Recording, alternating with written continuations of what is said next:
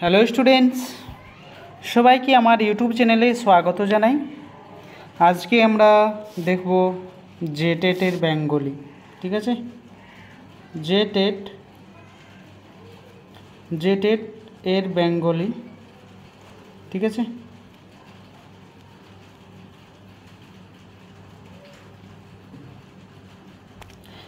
Bengali video দেখব class 1 to 5 এবং তার সাথে দেখব 6 to 8। ঠিক আছে, এখান থেকে আমরা আজকে একটা প্যাসেজ দেখব। নতুন যে সিলেবাসটা এসেছে 1 to 5 এবং 6 to 8-এর অনেক হার্ড সিলেবাস এসেছে।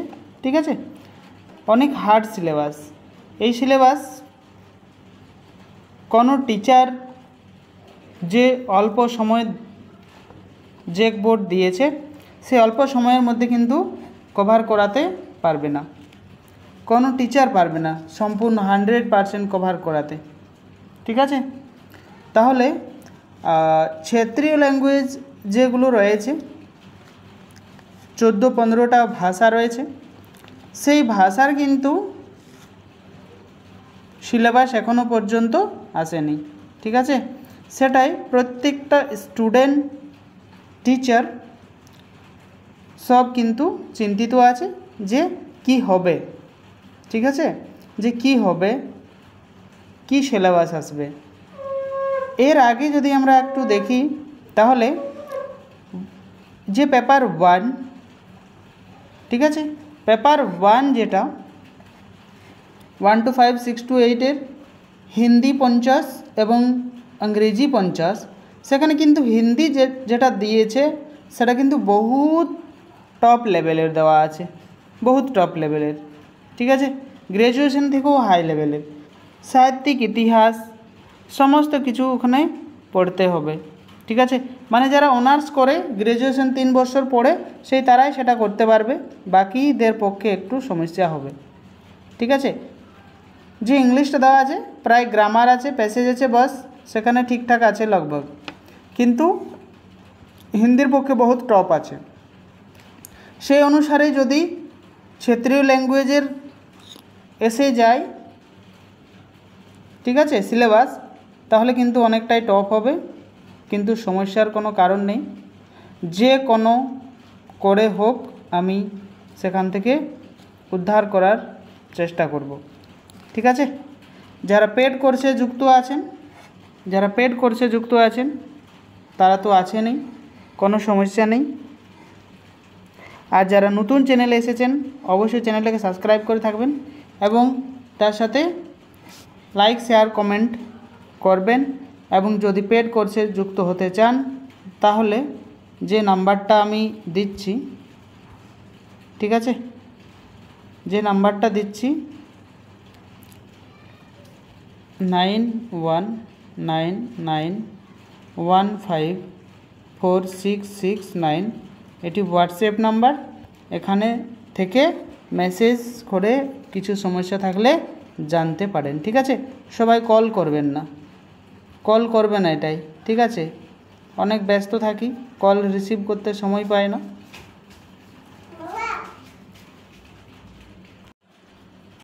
তাহলে এখান থেকে সমস্যার সমাধান হবে। আর আজকের যে ভিডিওটা এখন হবে সেটা প্যাসেজ। ঠিক আছে, যতই সিলেবাস যেই থাক, যতই সাহিত্যিক, ইতিহাস থাক বা অন্যান্য গ্রামার থাক, যেই কিছুই থাক, প্যাসেজ কিন্তু থাকবে 110%। আমি বলে দিচ্ছি, কেননা এর আগে যে আমি সহায়ক আচার্য যে এক্সামটা হলো জুলাইয়ের 31 তারিখে লাস্ট এক্সাম হয়েছে, সেখানে আমি টোটাল প্রায় 490 নম্বরের করিয়েছি বেঙ্গলি অনলি। 1 to 5-এ দুটো পেপার 200, 100, 100, 200, 6 to 8-এ 100, 100, 200, 400, আর যারা 6 to 8-এর ল্যাঙ্গুয়েজ টিচার ছিলেন তাদের 90টা ছিল বেঙ্গলির থেকে। ঠিক আছে, তো সমস্ত কিছু করানো হয়েছে। প্রায় 85 থেকে 95% কোশ্চেন আমার ভিডিও থেকে ছিল এবং তার সাথে প্যাসেজ কিন্তু ছিল। ঠিক আছে, প্যাসেজ কিন্তু ছিল, সেই জন্যে একটা পুরো ভরসা যে প্যাসেজ কিন্তু থাকবেই। ঠিক আছে, তাহলে আজকের ভিডিওটা আমরা প্যাসেজটা দেখব এরকম ভিডিও প্রতিদিন দেখতে থাকবো যতক্ষণ না সিলেবাসটা কনফার্ম হচ্ছে। যদি কনফার্ম না হয় তো 2-1 দিনের ভিতর থেকে আমি কি করব না, যে গ্র্যাজুয়েশন লেভেল যেটা আছে, ইন্টার লেভেল যেটা আছে, সেই সিলেবাসটা কভার করাবো। ঠিক আছে, তাহলে ভিডিওটা স্টার্ট করি। ফার্স্টের কোশ্চেনটা কি বলতে চাইছে আমরা কোশ্চেনটা দেখব। কোশ্চেনটা কি আছে না, ফার্স্ট কোশ্চেন কি আছে না, লেখকের বালিকা বধূর নাম কি ছিল। ঠিক আছে, লেখকের বালিকা বধূর নাম কি ছিল। তাহলে এখানে যদি আমরা দেখি লেখকের বালিকা বধূর নাম, তাহলে সেখানে আমরা ফার্স্টে গিয়ে দেখতে হবে। ঠিক আছে, তাহলে এখানে আমার বালিকা বধূটির নাম ছিল রজনী। ঠিক আছে, ডাক নাম চিনি। তাহলে এখানে কি না, রজনী কোথায় আছে না, খ নম্বর আছে রজনী। ঠিক আছে, তাহলে এর উত্তর হয়ে যাবে খ। নেক্সট কোশ্চেনটা কি আছে না, রজনীকে চিনি পাতা দই কে বলেছিল। ঠিক আছে, চিনি পাতা দই কে বলেছিল। তাহলে এখানে যদি আমরা দেখি তার উত্তরটা, তাহলে চিনি পাতা দই কে বলেছিল, কাকে না,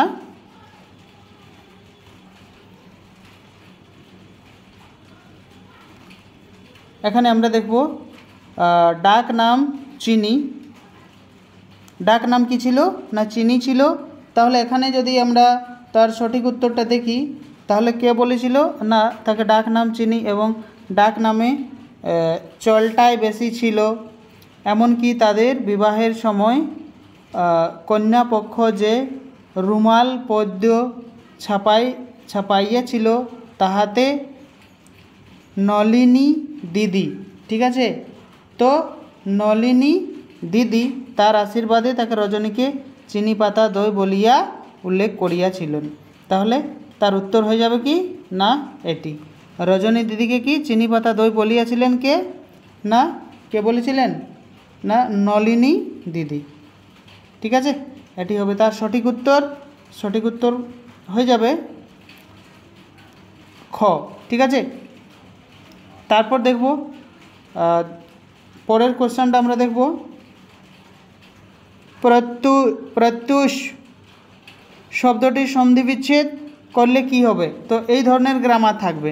ঠিক আছে, সন্ধিবিচ্ছেদ, সমাস, কারক, বস, আর কিছু গ্রামার থাকবে না।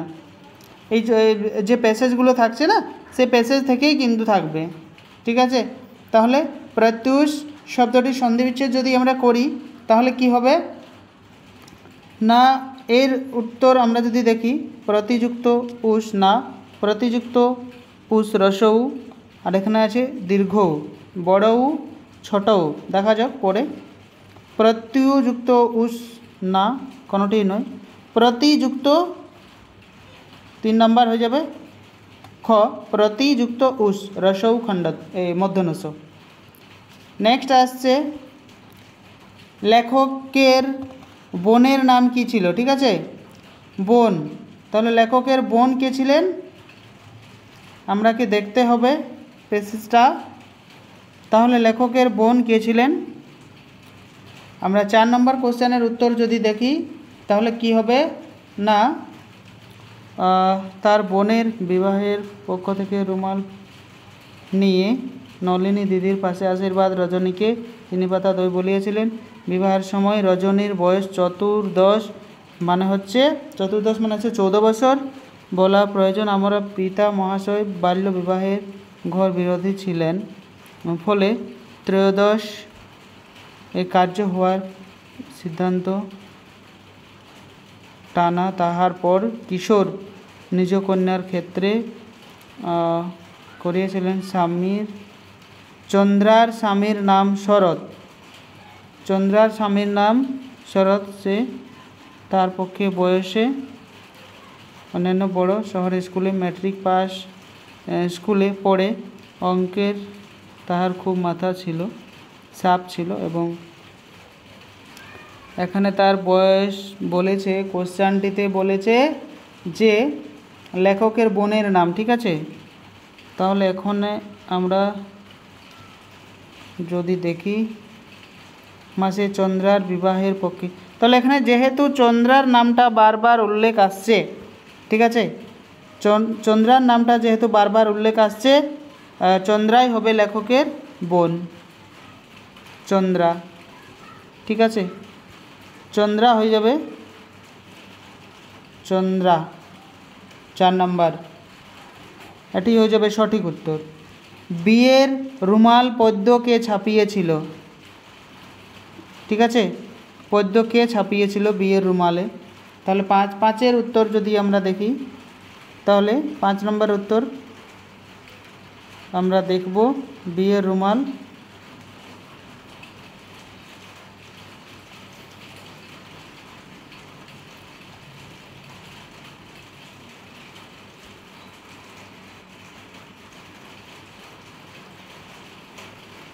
এখানে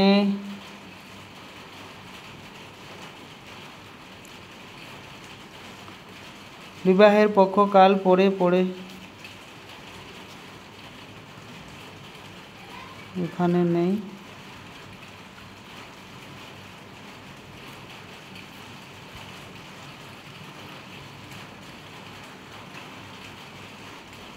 বিবাহের সময় রজনীর বয়স 14 বছর, পিতার সময় বিশ্ববিদ্যালয়ে, তার সিদ্ধান্ত বাল্য বড় হয়েছিল এবং তার পক্ষে কিছু নিজ কন্যার ক্ষেত্রে পিতা ঠাকুর করেছিলেন। চন্দ্রা স্বামীর নাম ছিল। এ তো 5 নম্বরের সঠিক উত্তর যদি আমরা দেখি, তাহলে কি হবে না 5 নম্বরের সঠিক উত্তর হয়ে যাবে কিন্তু, আচ্ছা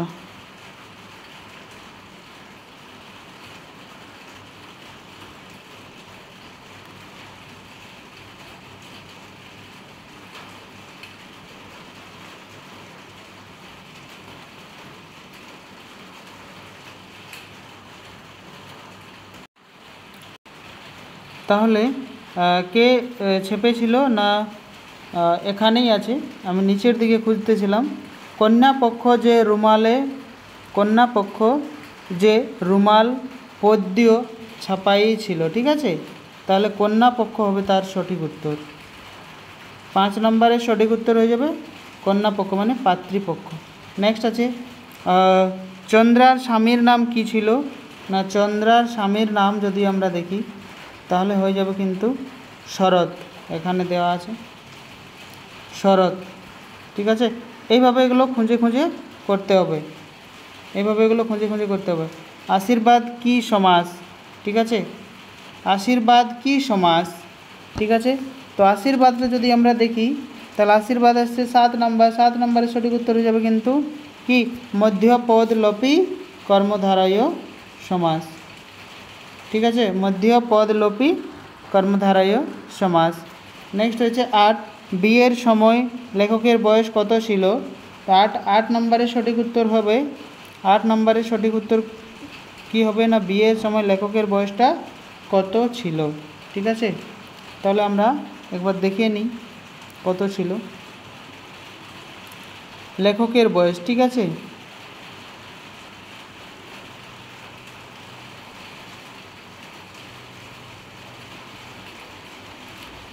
এখানে দিয়েছে আমার বয়স তখন 16। ঠিক আছে, 16, বিবাহ হইয়াছিল ফাল্গুন মাসে চন্দ্রার বিবাহর পক্ষকাল পড়ে। ঠিক আছে, তাহলে এখানে আমরা যদি দেখি, তাহলে তার সঠিক উত্তর যদি আমরা দেখি, তাহলে কিন্তু কি হবে না 8 নম্বরের সঠিক উত্তর হয়ে যাবে কিন্তু 16। ঠিক আছে, কি হবে না 16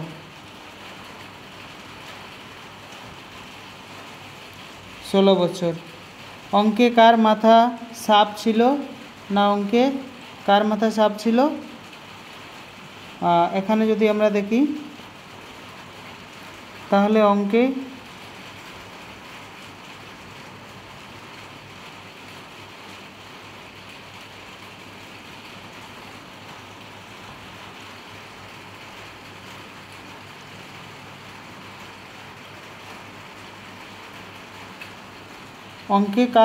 কার মাথায় সাপ ছিল? না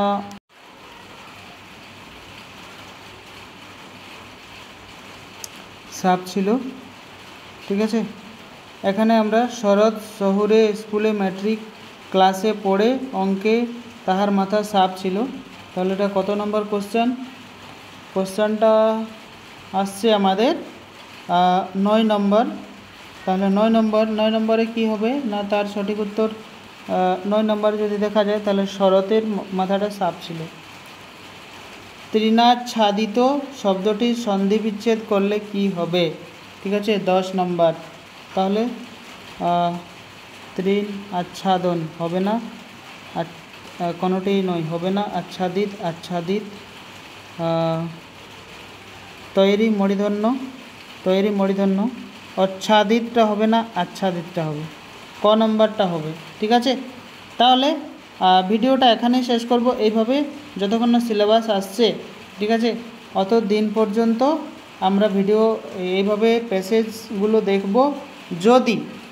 যদি কি হয় না সিলেবাস দিয়ে দেয়, তাহলে সেই সিলেবাসের অনুসারে কিন্তু করব। বাই চান্স যদি না আসে, তাও কিন্তু গ্র্যাজুয়েশন এবং ইন্টার লেভেলের যে বইগুলো রয়েছে সেগুলো করব। যদি কারো পেড নেওয়ার থাকে, মানে ক্লাসগুলো পিডিএফগুলো, তাহলে হোয়াটসঅ্যাপ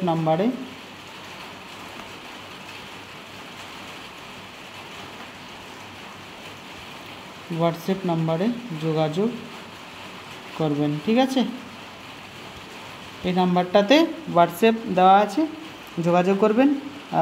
ঠিক আছে, ভিডিওকে লাইক শেয়ার করে দেবেন। যারা চ্যানেলে নতুন, অবশ্যই চ্যানেলটিকে সাবস্ক্রাইব করবেন। ভালো থাকবেন, সুস্থ থাকবেন, পড়তে থাকবেন। ঠিক আছে, থ্যাংক ইউ সবাইকে পুরো ভিডিওটা শেষ পর্যন্ত দেখার জন্য। ধন্যবাদ।